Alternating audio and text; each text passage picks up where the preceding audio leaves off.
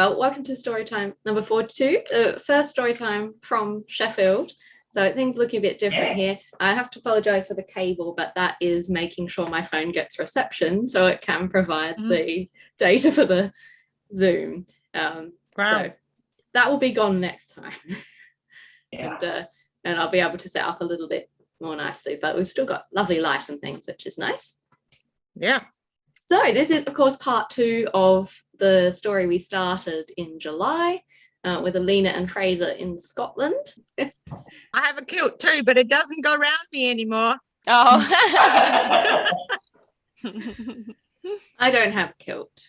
I would have it on if I did, but... you must have a kilt. Sadly, don't have a kilt here. Matchy hats. I've got a hat, but it's not like your hat. No. Or like Claire's hat. It's still a good hat. I like it, little bits of tartan and your red tartan. I think Claire's hat is more Eckithorn than Scottish. Eckithorn? Eckithorn. What's that? It's an ancient Lancashire sport where you hit people with black puddings. That's not true. It is true. Surely not. Come on. The race to Google begins. No, you can look it up on Google. It's called Eckithorn. Cool. Eckithorn Urban Dictionary, an ancient Lancastrian martial art with heavy emphasis on its black pudding as weaponry. Wow. I love it. In the chat. I'm putting as weaponry. Yeah, put that in the chat. And you Right. share Yeah, the weaponry. How good is that?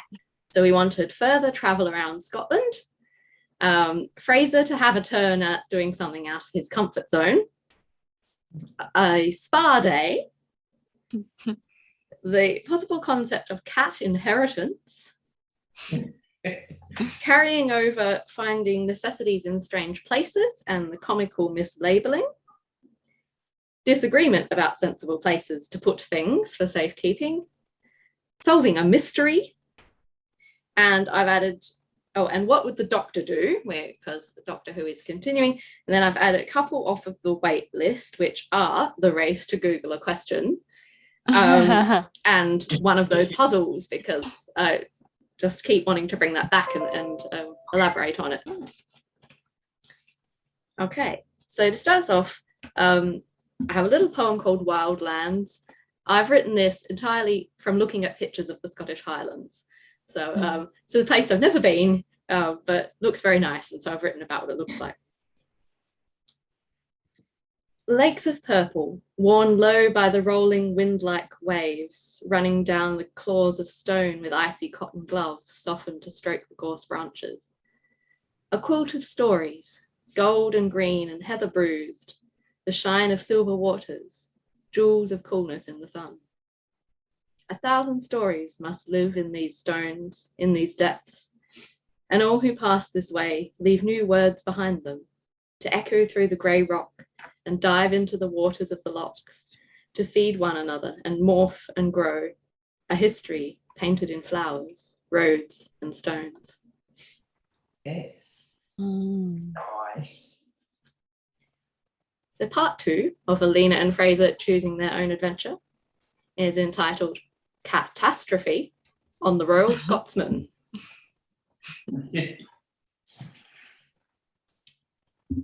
When you were saying how there's infinite stuff out there to see and all that, you were just being Doctor Who again, yelled Fraser from the balcony. Elena stared up at him. Was that true? Was she just playing a character? Was going home now the wrong page to turn to in Choose Your Own Adventure? She must have been asking these questions in her mind for a bit longer than she thought, because Fraser began to look less sure of himself. Weren't you? He called, slightly less exuberantly, but still having to yell over the noise of other people bustling and the rolling wheels of suitcases. Elena frowned. Some of us can't just change our flights anytime we want, you know, she snapped at the top of her lungs. Brodric, the cat, jumped up onto the balcony railing and growled, what must have been very loudly, since Elena could hear it from below. Fraser turned to the cat and seemed to be saying something to him. Elena rolled her eyes. Never mind those of us who have to get on a plane in the next few minutes or pay the fees to rearrange our lives, she thought. Brodric meowed again, and Fraser turned back to her. Never mind about it, he yelled. We'll sort it out if you want. People were starting to stop and watch them. Elena raised her eyebrows, suspicions about Fraser's financial status confirmed. She sighed, looked from the waiting plane outside the wall of windows to Fraser and back again. Then she yelled, Go downstairs and stop being a cliche. What?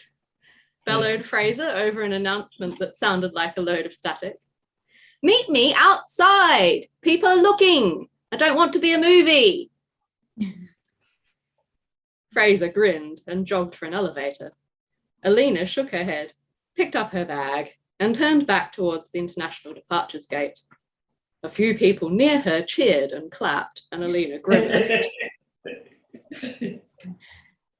While Fraser was discussing a complete rearrangement of Elena's itinerary with a pleased-looking Emirates team member, and Brodric was keeping a firm feline eye on Elena, which was most uncomfortable, Elena started trying to find her phone. She'd need to let people know and fix her calendar and that sort of thing.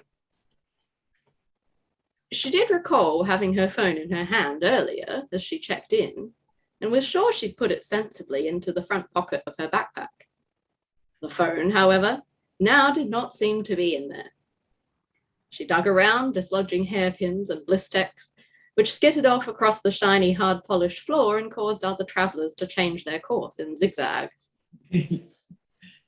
Fraser chose that moment to try to hand her a stack of documents with her passport on top, which Elena promptly dropped as well.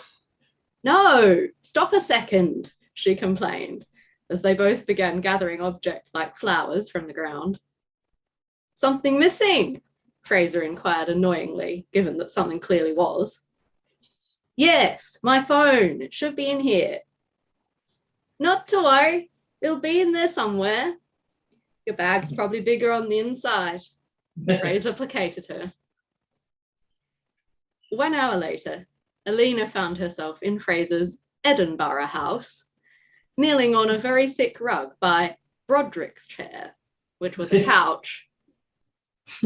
Fraser was trying to tempt her with whiskey to taste to avoid further discussion of the missing phone, which was still yet to be located. When this did not work, he changed tack. Tell me the greatest adventure you've ever imagined would be possible in Scotland, he told her, and we'll do that. Elena paused, pensive, still distracted by her lost phone. Then she grinned and said, time travel to watch history happening and sorting out some aliens. Fraser laughed. Okay, but really? Saving the world? Maybe next week. Elena thought more carefully. Isn't there one of those old-style steam trains that you can go through the Highlands on and pretend you're in an Agatha Christie book? Fraser considered. I think that's called the Royal Scotsman. I haven't been on one of those since I was a small one. He went to reach for his phone. Suddenly, Brodric shot off his chair and pounced on Elena's bag, which he then proceeded to bite and vigorously kick with both hind legs. Then Elena's bag started ringing.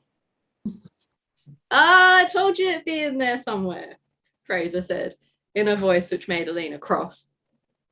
But where? She demanded. I've been through the whole thing 4 times. Then, remembering herself, she thought, what would the doctor do?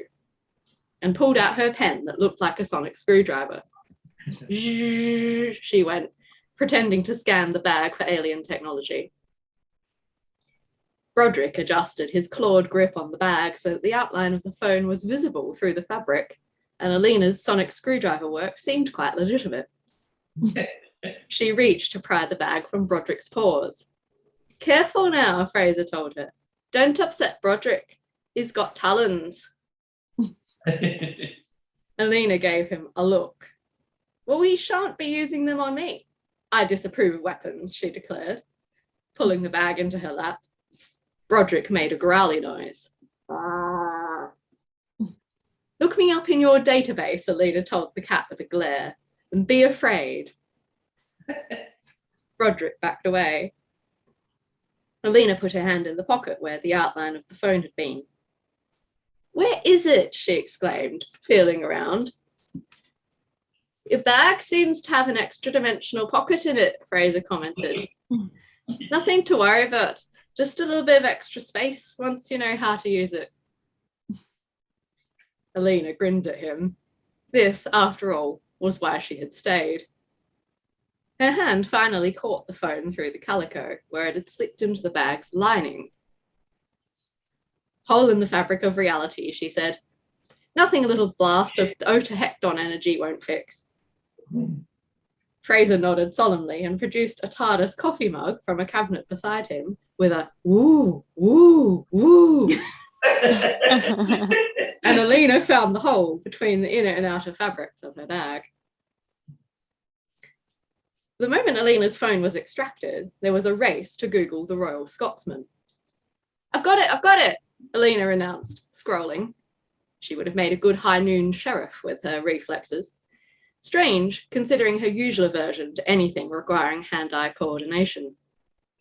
But when it comes to drawing phones instead of pistols, the tables are often turned. Oh, said Elena, reading the price tags on the Royal Scotsman journeys. I don't think I'll be doing this somehow. This Rothy-Mercus estate looks interesting on its own, though.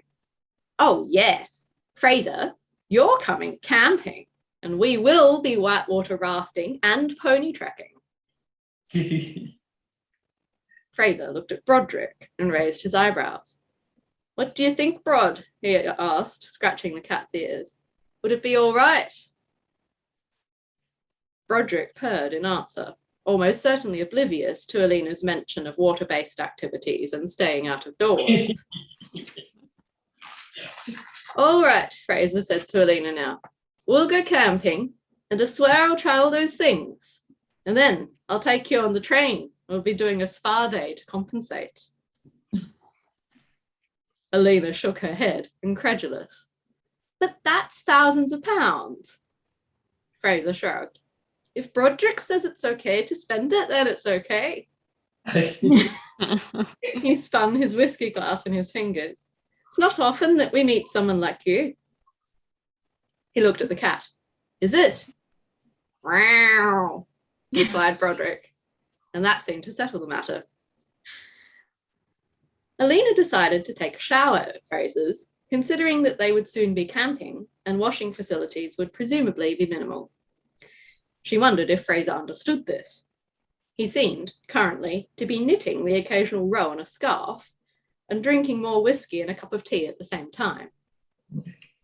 Elena did not consider this appropriate preparation for a camping trip, and she was further unimpressed when she discovered whiskey and glasses suspended in the holder for shampoo and soap. Was this man some kind of incurable drunkard? Incurable drunkard was a phrase from a period novel she'd read recently, but could certainly apply to modern-day people. The little rack that the offending articles were in even had labels on either side saying shampoo and conditioner, which the objects therein were certainly not. She found the shampoo and conditioner stuck behind a join in the pipes, and the soap in a tin on the shower floor that was labelled toothpaste. Perhaps Fraser had been a big swearer as a child and never learned that soap and water were not really for mouths, but she doubted this, given the worst she'd heard the man call anyone who annoyed him was walloping Fandan. After seeing Fraser the next morning go checking for his passport and some other important documents in a folio labelled tooth x-rays, and discovering what looked like a very expensive pair of earrings in a packet of cornflakes, Elena told Fraser firmly that his Edinburgh house needed sorting out. She made some attempt at this project, but after she'd tried to repopulate the rack in the shower with shampoo and conditioner, rehomed the whiskey to the kitchen cabinet, taken out a set of nesting bowls in order to do so, put these in a dresser in the living room, and found herself now holding a collection of flat caps, she sighed and said, "It's one of those puzzles." and left the flat caps on Brodric's seat, much to the cat's disgruntlement. It's one of the great mysteries of human beings that no matter how large the house or how sensible the contents can never be stored in places that are entirely sensible. Elena accepted this truth in the end. Around all of this fuss over the house, both of them, or should I say all three, because Brodric was clearly going to be following where they went, prepared to go camping. For Elena, this was pretty similar to preparing for any other day on holiday, except that she would be bringing things for cooking. For Fraser, it seemed to be much less straightforward. After several hours, in which, as far as Elena could tell, he just changed his socks, he emerged from his room with packs on back and front, swaying dangerously, with Brodric complaining from a baby carrier in his left hand and a fishing rod in his right. "Is fishing at Rothimercus Estate too?" he proclaimed hopefully. Elena sighed in exasperation and took a look at what Fraser was carrying to end up so laden. For starters, he seemed to have hidden a small fortune in various unlikely places on his person. She found the earrings from the cereal box, for example, now tucked into the lining of his shoe in such a way as to very obviously stab him in the heel. "Fraser," she exclaimed, "you're trying to carry too much stuff. You've looked into the heart of the TARDIS, and you have to let some of this material go or your brain will disintegrate." "That's not how it works," Fraser grumbled, folding his arms. But he let Elena extract teacups, 3 spare vests, a golf club. "We're not going there to play more golf," Elena told him firmly. A hairdryer and an enormous bag of cat food, which Elena portioned out into snaplock bags for the correct number of days. Fraser took over partway through this task because, he explained, he had to make sure his house key was still hidden in one of the bagged quantities of cat biscuits and not left behind. Elena tried not to say too much about this, but by the time they left, Fraser had put the spare house key into a box of biscuits for human consumption in his backpack, like a normal person.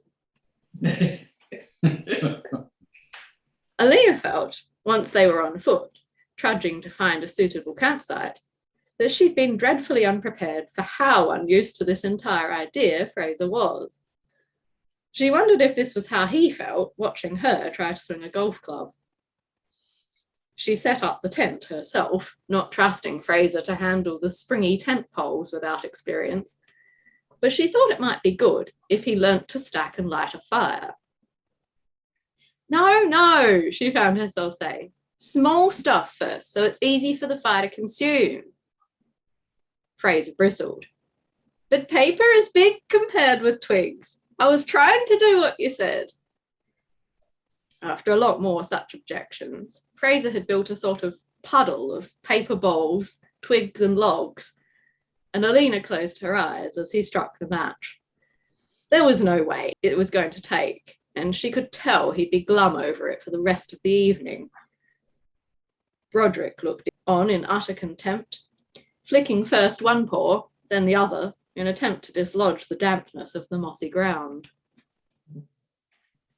Fraser struck the match and held it to a log, far too large to catch a light.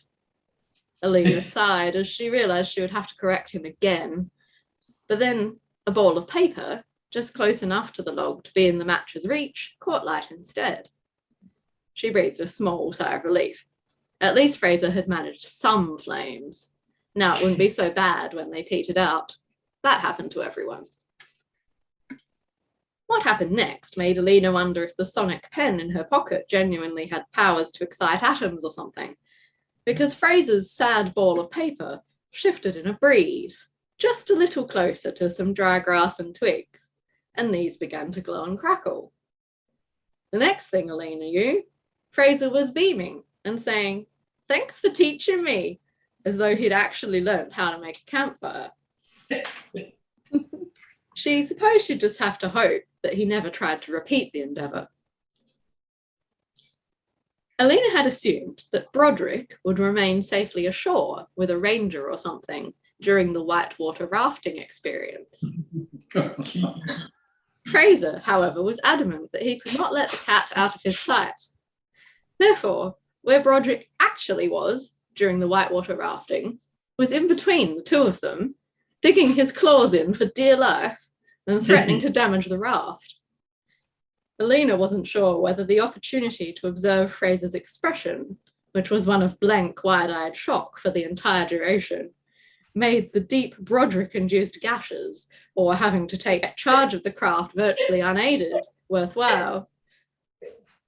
But by the end of this experience, she had to admit that she was secretly glad of Fraser's insistence on the train ride with its associated spa day and fine dining. As they were all ushered into the observation cabin, where their hosts would explain the ins and outs of the journey, Elena was surprised and somewhat comforted to overhear another Australian accent among the crowd. She caught the eye of an older gentleman who was remarking how fancy the cabin was and wearing a broad-brimmed hat despite the changeable weather, and smiled. The man raised his glass of already filled malt whisky to her, and later, as the hosts brought around some light refreshments, scones forming the bulk of these, he made his way over to greet her. "Tassie?" he inquired by way of greeting. "Nah, Victoria," Elena replied, clinking teacups. The man nodded. "Chad," he introduced himself, "from the little old country town of Trotsam." Elena smiled. "Trotsam? Is that the town with Big Lizzie?" Chad glowered. "No, we have Big Tess, a much smaller tractor that no one goes to see because they've all been to Big Lizzie first." Elena tried not to look amused. "Well, if it's any consolation, I know someone who went to see Big Lizzie, and they said the tour guide ran away from them and their partner fell into a hole where there used to be a long drop, so I don't think it's anyone's favourite." She decided to change the subject. "So anyway, what do you do in Trotsam? Must be something impressive to end up on one of these train tours." Chad smiled. "I'm the mayor," he replied. "Nice," said Elena. "Chad, the mayor of Trotsam. Nice to meet you." Throughout this whole exchange, Fraser was standing to one side with his arms folded. "I don't like that man," he said after Chad moved away. "He seems as though he has something to hide." Elena rolled her eyes. "Oh, come on, give him a chance. He's just different from you, like aliens. You might get along great, like Donna and the Ood." And Fraser went very still. "Elena!" He turned to her, his face pale, his red curls looking flat and brown. "Where's Brodric?" Elena looked down at Fraser's right hand, which normally held either a basket containing the cat or the little red leash that attached to Brodric's little red vest. Fraser seemed to be holding only the handle part of the leash, as though the part of that clipped onto Brodric's harness had somehow detached itself. "Oh dear," sighed Elena. "I'm sure he can't have gone far. We'll just have to search the train for him and let the staff know to keep an eye out." But search though they did, the cat was nowhere to be found. Elena spotted Chad the mayor again in the dining carriage and asked if he'd seen a wandering feline. Chad seemed genuinely concerned and promised to look high and low for the creature, but said he hadn't seen him either. "Look," said Elena to Fraser, as he concernedly paced their sleeping cabin. "My friend has loads of animals, and in every story she's told me about cats wandering off on holidays, they always turn out to have gone home. Cats just don't like travelling. He'll probably be on his chair when you get back tomorrow, telling the whole world how hungry he is." Fraser didn't say anything, but looked paler than ever. After high tea, where Fraser ate very little, Elena went to ask if the kitchen could make him some chamomile. She was determined, now that they were on board, to go ahead with the spa and seeing the sights, and besides, when she asked herself, what would the doctor do, it seemed clear that she should try to keep everyone else out of it and investigate until she saved the day.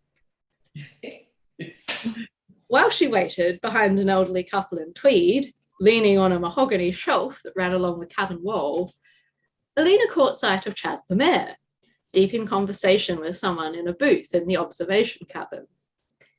She considered going to say hello, but, feeling investigative, instead she leaned her head on the wooden panelling and pretended she was doing the trick of a stethoscope to the wall to eavesdrop. Mostly, she heard the rumble of the train because she was in fact leaning on a train wall with her own ear unaided. But she thought she heard snatches of "lost him, the idiot," and "posh bludger." Although the second insult could probably apply to many people on board this train, the first seemed to Elena too much of a coincidence not to refer to Fraser and his lost feline. Though she'd known him only a short time, and the comments were, in fact, probably quite fair, Elena felt suddenly defensive of Fraser and less inclined to be friendly towards Chad. When she returned with the chamomile tea and fluffy dressing gowns for the spa experience, Elena found Fraser sitting on his bed, holding a bag of cat treats. Her first thought was that he hoped to lure Brodric back with them, but Fraser was glaring at the packet in his hands. "These were dropped in the hole 2 doors down," he hissed. "They're not yours." "Of course they're not mine. I don't give Brodric dreamies." Elena was going to ask what was wrong with them, but thought better of it. "What are the chances that someone else on board has a cat?" she murmured. "Almost none, since we saw everyone in the cabin earlier, which means, what am I missing?" She took the cat treats from Fraser and pretended to scan them with her sonic pen. "Not now, Elena," said Fraser glumly. Elena sighed and put the pen down, shifting a little so that she could look out of the window. Despite everything, she was grateful for this view. Winding red-brown roads skirted the yellow of gorse, painted copper by the setting sun, and punctuated by the silver blue of lochs reflecting the sky. Craggy metal grey mountains pointed their teeth into the clouds, iced on top with a dusting of snow, and low cloud and mist cloaked mysterious hidden corners of the land like veils. It was like looking out at a stereotypical book map of the world of a Tolkien tale, complete with castles, islands, wide expanses of purple-heathered moor, ruins and standing stones. The darting of brief shadows gave away the wildlife that hid there, and the shaggy shapes of Highland cows and antlers of deer poked up occasionally in warm red browns. Rumour had it they might reintroduce the lynx, Elena remembered. Probably not a good time to mention that, though, what with Brodric missing. She glanced at Fraser and realised he'd almost fallen asleep, slumped glumly against the wall. She reached out to carefully take away his tea. From the corner of her eye, Elena saw movement in the hallway and swivelled her eyes to watch without turning her head. With dwindling surprise, she recognised Chad, opening the door to the cabin 2 doors down, the one where Fraser had found the cat treats. Carefully, Elena turned her head just enough to get a better view and confirm her suspicions. Chad was holding an empty carry box of the sort people use to take pets to the vet. She nudged Fraser gently awake and put a finger to her lips. "Fraser," she hissed softly, "I think that man Chad has kidnapped Brodric. He must know of you and be planning to ransom Brodric or something." Fraser burst to his feet in a rush of action, and before Elena could say any more, tore open the door of Chad's cabin and loomed in the entrance. Looming came somewhat naturally to Fraser, despite his compact stature, and Chad looked up in alarm. "Where's my cat?" Fraser demanded. Though even as he said it, it was clear to everyone that Brodric was not present. Chad spread his hands and indicated the empty cat carrier and some uneaten treats on the floor. "I don't have him, you twit, because you managed to lose him before we came aboard." He shrugged. "You can check for yourself. I haven't been off the train." Fraser glowered, but deflated a bit. Elena stared between the two of them incredulously.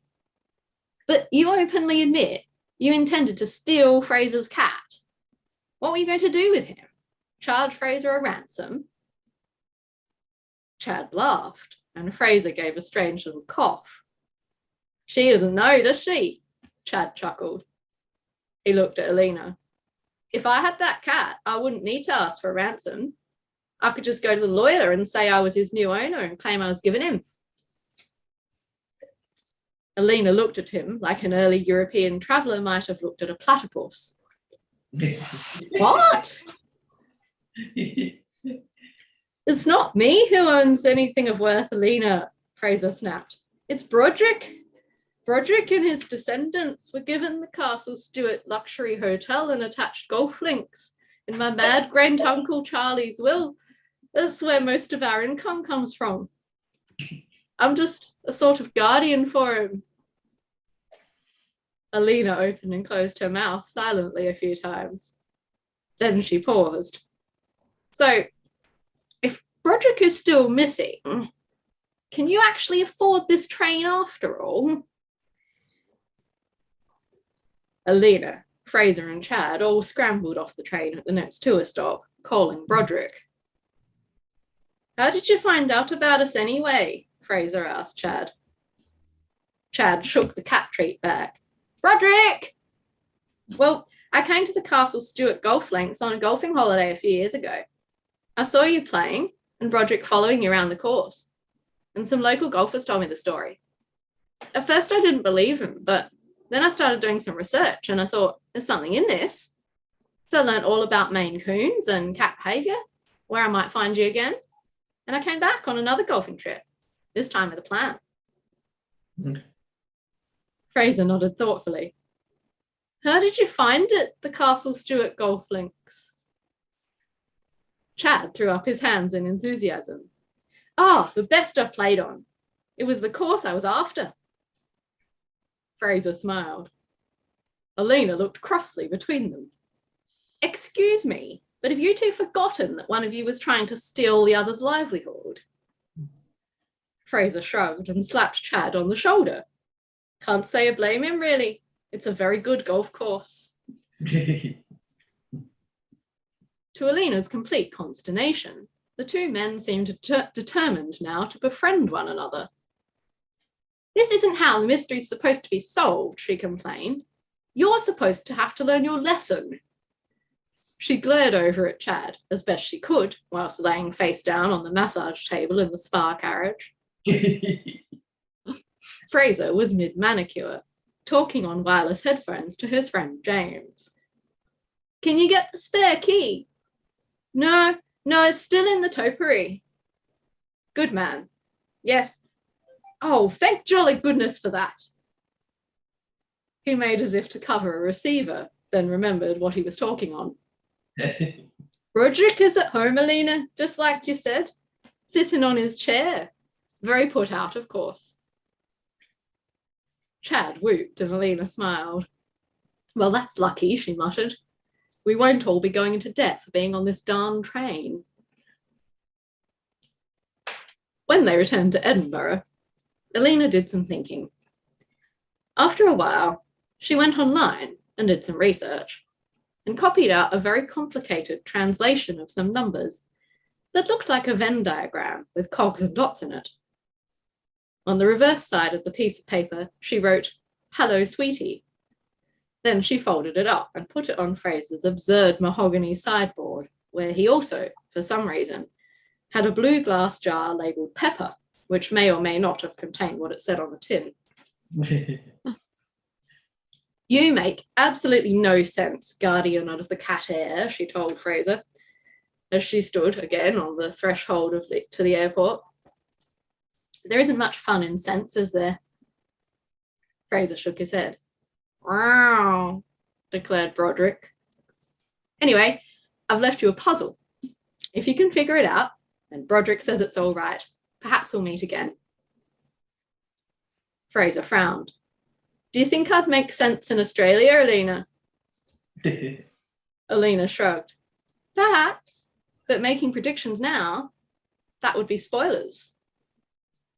Fraser chuckled. Yeah, no spoilers.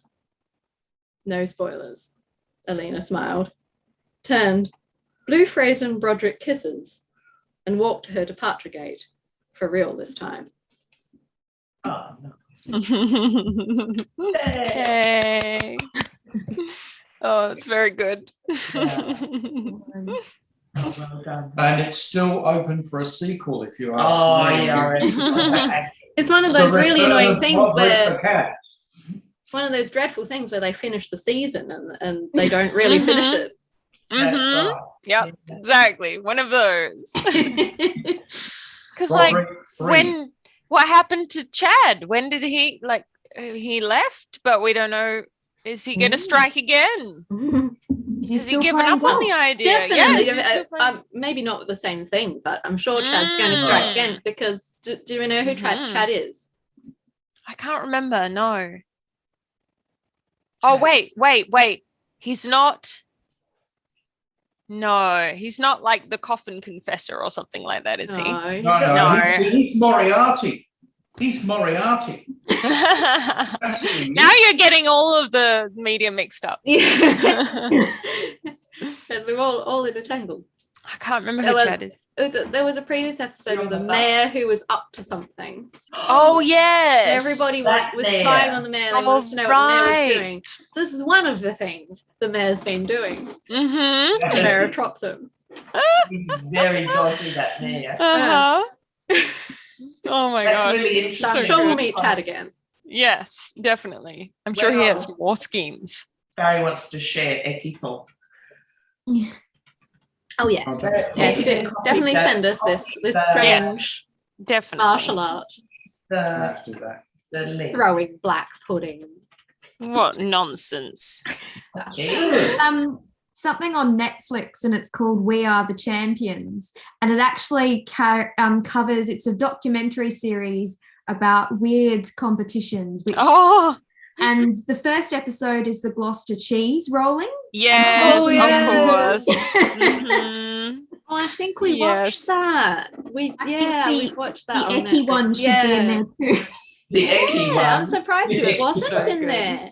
Because Yeah. there's some very strange Eki. sports in there. The cheese rolling was there's a cheese. I never realized cheese rolling could be so dangerous. It's like, Yeah. the Oh, speeds they get up exactly. to at the bottom of Yeah. the hill are like, Yeah. yeah. Yep. Are they That's big it. cheeses? Yeah. Yes. Really And, big. Big round Big Yeah. wheels. wheels, cheese, and they It's like a small tire. It's like rolling a small tire. And or you have to something. run too, don't you? You Yeah, you have to like, run after it. Yeah. run after your cheese. Concussions, the Yeah, ambulance down the yeah. very is steep there every hill. year because it's needed every year. Mhm. Mhm. That's hilarious. Well, that'd be a good thing to have in another story. You want then. some cheese rolling in Yeah, the story? cheese rolling. Or just really Just strange really strange weird sports. competitions. Competition. really Yeah. strange Okay. sports. Strange sports and competitions. Maybe something really local, like attached to a community, because I think that was what was Mm. the funniest thing about the cheese rolling. It's just, it's just there. It always has been. just No one really knows why, but been that way for generations. tradition. I think there's a Thing town they in do. Scotland that has the staring competition. Oh, really? Well, many people do He's that as making it children. up. Oh, but that'd be great. Now he is making it making it up. up. I thought he was making it up about the sports. Yeah, so did Oh, I. exactly. We don't Coming up know with anymore. Ekithorpe is genuine. I knew there was a thing called Ekithorpe, but I thought it was a joke. Yeah, it is actually. It's created on a show called Goodies. Oh, Ah. Okay. Yeah. So it's a real concept, but it's not a thing that It's people not actually like they didn't come up with that on their own. Maybe people do it now because it's been in this True. TV show. That's true. That could be a thing. Speaking of weird things done with food and rolling them down things, when one of the last trips that I was in Ireland, there's this tradition around Easter that you climb a mountain with boiled eggs and then roll the eggs down. And I actually happened to be climbing the mountain on Easter, and there were just what's going on? It's a thing. Oh, that's so great. Well, Did you know at the time? Or were you just Like, We've why been are there all to- these eggs? We'd been to a folk museum and they were hosting it like the traditional egg rolling, and this was just before actual Easter. And then Oh I my can't remember what goodness. the mountain was, and I was not dressed to climb a mountain, but I got up to like the summit and did it anyway. And then I was like, "What's all this?" As I was going. The other thing that really made me giggle about your story, Sarah, was I have actually currently lost something. And I have no idea where I put it. I don't know where it's gone. I've torn the house apart Oh, and no. still can't find it. And I was like, this is ironic. This is something that would fit in a bag. Yes, it is. It's in the lining, in Do between you the bags have any Yeah. holes in the lining? Actually, I was like, I might check the Because that has legitimately happened to me twice. Me too. Oh, Me more too. than I've that. had Really? that. It's worse in the pocket of a coat. Yeah, Because then they and go it's right not in the down to coat. the It could hem. be anywhere. You Yeah. can't They go get it. down to the hem. I can't find my favorite mask. My Oh, one, no. my red one that Zena made me, and I wore it Aw. on the train here, and then I think I might have had it in my jeans pocket, and I'm not Ah. sure if the washing machine has eaten it or if it's gone into the lining of a coat or Mhm. just got Yeah. in amongst clothes because I washed it Yeah. with the Yeah. other clothes in the trousers, and now it's just mixed up Yeah. in there. It could be anywhere. Have you ever actually, in a washing machine, and how we always say, things get lost in the washing machine, because things actually legitimately do get lost in the washing do. machine. Yeah. And I don't know what one you've got, but one of the times that I moved, I was trying to, it was the washing machine that I had, the first one just like was blowing up. And I moved because it was a top loader, and I moved like the drum around and then realized there's a massive gap Yeah. Yeah. up over the top. And I was like, The oh, edge of there's the some drum. socks. Oh. They also eat coins. You know, they Yeah. get into like the rubber seal and Yeah. Mm, And mhm. then it can happen like sometimes washing machines do this mysterious thing. So you're like, where's the other sock gone? Where's the other sock? And you go through the wash lots of times, you checked all the pillowcases and the condition, and then like 3 washes later, the sock will It's turn back. back. Yeah. It must be in there somewhere. What Mhm. does it want with the socks? Kind of borrower's thing. Yeah. And speaking of such things, it doesn't have to be related to that, but unexpected turn up of money. Like then when you think, well, I've just got nothing and whatever, and money turns Oh, up yeah. in weird Please places. find Mhm. some money. With the Yeah. coat pocket. Mhm. So for those that don't know, it was my dad's homemade security system, which was the sound of barking dogs inside, but it was a 2-story house, and the sound always came from exactly the same spot. Now, characteristically, dogs dash about if they A little like speaker somewhere in there Yeah. to play the sound of the dogs barking. No Because surround the sound dogs were yet. never actually in the house because they were always with him. They went with him That's right. everywhere. Oh, including when they went to symphony concerts and stuff, the dogs would be out in oh the my car goodness. and get their walk on the way home. So they never did any guard duty. No. That didn't happen. I don't think they would have been very good at it. No, the barking would have been for some other reason. So it wasn't even. They never knew how to bark because they never got to do that Well, job. they barked, but it was actually No, exciting. They barked at the barking. postie, Not barking for guarding purposes. Mm. but what he did was he wired it up to the light sensor thing. So you approach the Yeah. house, there used to be a light sensor which would go on. And he wired it up to that. So if somebody was approaching the house at night, Yeah. this what would start, you know. Yum. Mm, Okay, so true. what about do-it-yourself security systems? Yeah. Okay, yeah. Oh, yeah. It'd be Yes. good also, like bucket of water up on top of the Yes. door and things like that. That's Large great. trapdoor at the front door that opens when you press a button. Oubliette. They go down a long chute and out the back. Thank you for visiting. Your pet hamster drops from the ceiling when Yeah. A small drop bear variation. Yeah. Watch out for drop bear's sign. Yeah, well, if you put signs like that, that would terrify most people. Beware of drop bear. Yeah, drop bears ahead, you know. Drop Just- bears have been seen in this vicinity. All that sort of stuff. Nobody. Just drop anything like a stuffed toy down, and people. Yeah, thank you. This I is a have weird- to go and talk to my parents. So thank Okay. you, Sarah. All right. See you later. I would check the Thank you. date, but my phone's making the internet, so The 1st of September is a Wednesday. I'll do it. I've got my first calendar. is a here. Wednesday, so So the 4th will be a Saturday, so it'll be the 11th. the 11th. Of Just check September. that for you. September Right. the 11th Yeah. is a Saturday, correct. Thank See you, again everybody. tomorrow. And Next story on Thank you. September 11th. We haven't got a lot of topics actually, so if you feel like putting any in the chats, or if anyone watching the recording wants to pop some in the comments, feel free to make some requests that way if anything occurs to you. Yeah. And we'll see you in September for the next story. Okay. See Oh, you and later. next week for an art exhibition. And next week your exhibition, definitely. Yeah. And other things. Right. Yes. Night, everyone. We're going to get in the Thanks. TARDIS now and get off somewhere else. See you later. All right. You're gonna jump in your TARDIS.